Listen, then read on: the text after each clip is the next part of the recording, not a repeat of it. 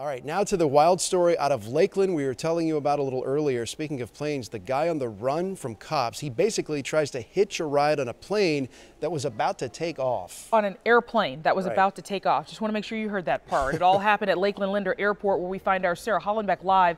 Sarah, can you walk us through this thing?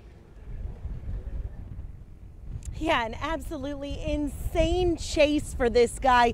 Lieutenants tell us when they got here to the airport, they really thought, you know what, finally we got the guy, it's all over. But the suspect had other plans to hijack a plane.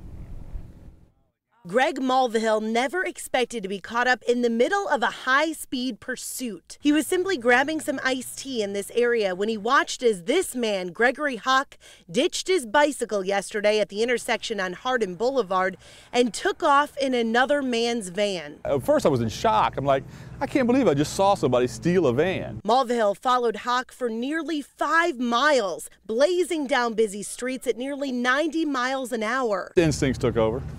The good Samaritan in me. He chased Hawk all the way here to Lakeland Linder Airport, and that's when things took a crazy turn. He literally just walked straight through the door of the aviation place and then walked out the back door. It's like he owned the place. Hawk easily got onto the ramp of the airport. Lakeland police say he darted from one plane to another until he found one that was running and jumped on the wing. Lieutenant Eric Harper jumped on top of him as Hawk tried to pry open the door of the plane. He opened the door and was attempting to get into the cockpit as I grabbed him. All while the pilot was getting ready to taxi down the runway. I thought, this isn't really happening. I can't let him get onto this plane. Eventually, officers were able to get him off the plane and into handcuffs. I've been a police officer for 23 years, and I've never seen something like this in my life.